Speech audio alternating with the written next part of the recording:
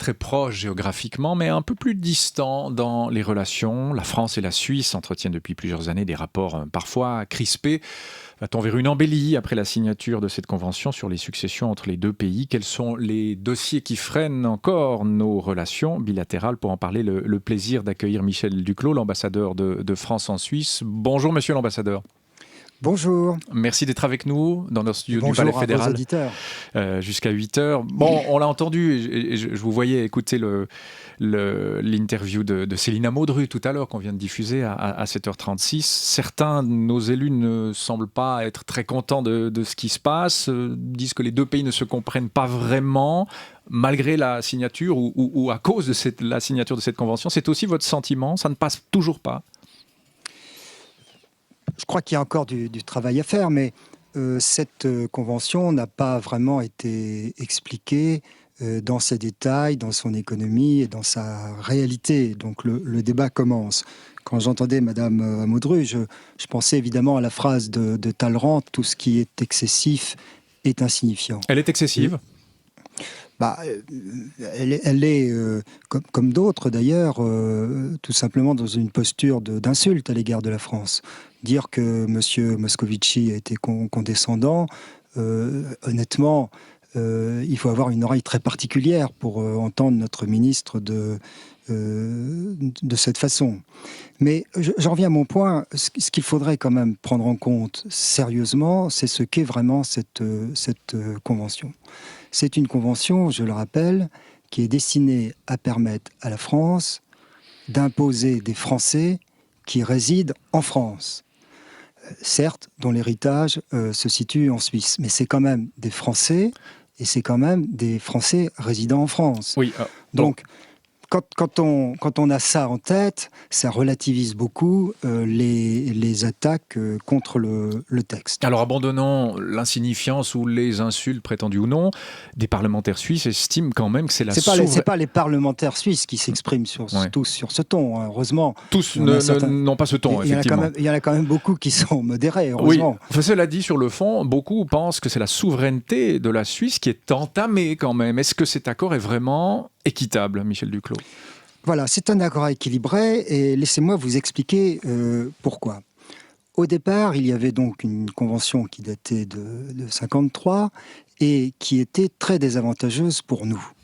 Donc, en 2011, à l'été 2011, nous avons demandé à en sortir. Et nous, notre option privilégiée, ça aurait été qu'il n'y ait plus de convention du tout. Madame Wilmerschlumpf, comme elle l'a dit l'autre jour à Paris, aurait préféré garder la convention antérieure. Nous avons conclu un compromis qui est une nouvelle convention. Et par ailleurs, quand cette nouvelle convention a été paraphée au mois de juillet 2012, les Suisses nous ont dit ça ne va pas parce qu'il y a tel et tel problème qui se pose. Nous avons accepté de renégocier. C'est pour ça que quand j'entends parler d'impérialisme, honnêtement, j'ai du mal à prendre ça au sérieux. Nous avons accepté de renégocier, ce qui est quand même très rare entre pays occidentaux, une fois qu'un texte est signé. Et nous avons accordé aux autorités fédérales la concession ou les concessions qu'elles nous demandaient. Donc, là aussi, il y a eu un nouveau compromis, je l'expliquerai si vous le voulez, sur l'affaire des héritiers suisses résidant à l'étranger. Oui, les héritiers de nationalité suisse résidant en France, effectivement, devront s'acquitter auprès du fisc français d'une taxe pouvant atteindre 45% de la valeur des biens du défunt. 180 000 Suisses, en gros, vivent en France. Ici, parfois, dans certains cantons, on ne paye rien. Ça, c'est inique ? Ce n'est pas unique du tout, c'est pas unique du tout, c'est l'application d'un compromis. Je vais vous expliquer. Dans le droit fiscal actuel, moderne, on ne peut plus faire de distinction selon les nationalités. Donc, ce qui compte, c'est d'être résident fiscal ou pas dans un pays. Les Suisses passent à la caisse comme les autres, alors c'est clair pour vous? Comme les autres, sauf que nous avons justement, pour tenir compte de la situation particulière des Suisses, nous avons joué sur le seul élément sur lequel nous pouvions jouer, c'est-à-dire la durée de résidence des héritiers en France. Dans le texte initial, selon et conformément à notre droit interne, c'était une durée de résidence de 6 ans, ce qui laissait peu de temps aux gens pour se retourner. Nous avons accepté 8 ans. Je vous signale que dans la convention qui existe sur le même sujet entre la France et l'Allemagne, les Allemands ne bénéficient pas de cet allongement de la durée de résidence. Donc quand on nous dit que nous nous sommes mal comportés avec brutalité, impérialisme, etc., c'est complètement faux. Nous avons sur ce point fait le mouvement en direction des Suisses que les autorités fédérales nous avons demandé. Monsieur l'ambassadeur, dans une négociation, chacun lâche un peu de lest, il y a toujours des compromis. Là, cette convention en Suisse est clairement perçue comme une concession de notre part faite à la France. Et on entendait le ministre Moscovici, l'autre jour, indiquer ne pas vouloir faire un geste, ne pas avoir à faire un geste en retour de cette concession suisse. C'est encore le cas? Il n'y aura pas de renvoi d'ascenseur de la France à la Suisse? Écoutez, je vais vous dire, on parle, pardon, je suis un peu précis, un peu concret, mais il faut avant tout être pragmatique dans cette affaire, si vous voulez. J'entendais par exemple le professeur Robertson, qui est une voix très autorisée, dire que Mme Widmer-Schulpf n'a pas obtenu grand-chose en échange. Laissez-moi vous dire qu'elle a obtenu, premièrement, grâce à une convention, une certaine sécurisation juridique. Deuxièmement, elle a obtenu cet aménagement très important sur la durée de résidence en France qui permet, sinon de régler, au moins d'atténuer l'incidence pour les Suisses résidant en France.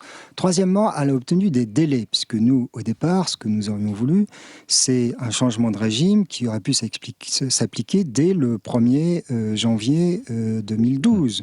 Puis, à partir du moment où on avait signé un premier texte en juillet 2012, on aurait voulu que ça commence le 1er janvier 2014. Ouais. Maintenant, c'est clair que la mise en œuvre sera dans pas mal de temps. Donc, Mme Widmer-Schulpf a obtenu des délais importants. Et quatrièmement, elle a obtenu ce dialogue global qu'elle souhaitait, pour laquelle nous n'avions pas une appétence particulière. Donc, je crois qu'il faut voir la convention telle qu'elle est. C'est une convention où je ne dirais pas que Mme Widmer-Schulpf a bien joué, parce que ce serait un vocabulaire peut-être un peu trop superficiel, mais en tous les cas, elle a obtenu pas mal de choses, et encore une fois, c'est un accord tout à fait équilibré. La Suisse est encore souvent perçue par les Français comme un paradis fiscal. Est-ce que c'est votre appréciation de la situation, monsieur l'ambassadeur? C'est pas un paradis fiscal pour les Suisses. C'est sûr que pour un certain nombre d'étrangers, ça reste une terre avantageuse. Est-ce que je peux dire un dernier mot sur la Convention sur les successions? Je vois le nouveau débat qui se développe. Il ne m'appartient pas de m'immiscer dans ce débat, ni d'interférer ou de dire aux Suisses ce qu'ils ont à faire. J'ai quand même, je vous l'avoue, une préoccupation. Je ne voudrais pas que la relation franco-suisse devienne l'otage d'un débat de politique intérieure suisse et plus précisément de disputes à caractère partisan. Vous constatez ça? C'est le risque que vous voyez? C'est ce qui est en train de se faire en Suisse, selon vous? C'est un risque que beaucoup d'amis suisses me signalent. Donc on a le droit d'être pour ou contre sur ce texte, si vous voulez, bien entendu. Mais je crois qu'il faut être pour ou contre pour des raisons de fond, pour des raisons concrètes. Je crois que l'une des grandes forces de la Suisse, c'est son pragmatisme. Et donc j'espère honnêtement que les parlementaires appliqueront ce pragmatisme à l'examen de ce texte et verront, comme ce que j'ai dit tout à l'heure, si vous voulez, le fait que c'était pas le bien ou le mal, c'était des avantages d'un côté et de l'autre, et qu'on a cherché à contourner les difficultés, et après 2 ans de négociations, alors je sais bien, certains trouvent ici que c'est très court, mais pour des standards français, c'était quand même relativement long. Après 2 ans de discussion, on a trouvé des compromis sur les différents aspects du texte. Et ce qu'il faut voir dans ce texte, c'est un texte de compromis, équilibré, qui ménage les intérêts des 2 parties. Ça, c'est le point de vue que vous avez, monsieur l'ambassadeur. Je reprends ma question du début. C'est vrai que les relations entre la France et la Suisse, malgré leur géographie proche, étaient assez distantes. Là, vous dites, j'ai peur que ce débat soit instrumentalisé par la Suisse, que les Français soient les otages de la Suisse. Comment ça va entre la France et la Suisse maintenant? Je repose la question du début. Et finalement, ça ne va pas mieux, c'est même pire avec cette convention, vu le débat qui est en train de naître. Oui, enfin, ce débat, pour l'instant, c'est un débat entre quelques personnalités bien précises. Hein. C'est toujours les mêmes qu'on entend. En plus, il faut dire que ça fait en 2015, nous fêterons le 500e anniversaire de l'accord de paix entre la France et la Suisse. Donc nous sommes des partenaires de très longue date. On peut supporter quelques discussions ou quelques débats. Ce qui m'a frappé quand j'ai pris mon poste il y a un an, c'est que effectivement, il y avait un climat tendu. Et ce qui était très surprenant pour moi, c'est que nos administrations et nos gouvernants ne se parlaient pas, ne se parlaient plus, avaient perdu l'habitude du dialogue. Et c'était d'ailleurs une des raisons pour lesquelles on assiste constamment à des petites crises sur des malentendus, sur des sujets de différence qui devraient être réglés par la communication normale entre hauts fonctionnaires et entre dirigeants politiques. Et il me semble que je sais que pour ma part, l'effort que je fais depuis que je suis ici, c'est d'essayer de favoriser la mise en place d'un tel dialogue. Et il me semble qu'avec la signature de cette convention, nous avons une chance réelle de mettre en place un dialogue sur les questions financières et fiscales, avec, comme l'ont dit Madame Winmer-Schlumpf et Monsieur Moscovici, la mise en place d'un groupe de travail spécialisé et des rendez-vous réguliers au niveau ministériel. En termes de méthode, ce n'est pas négligeable, croyez-le moi.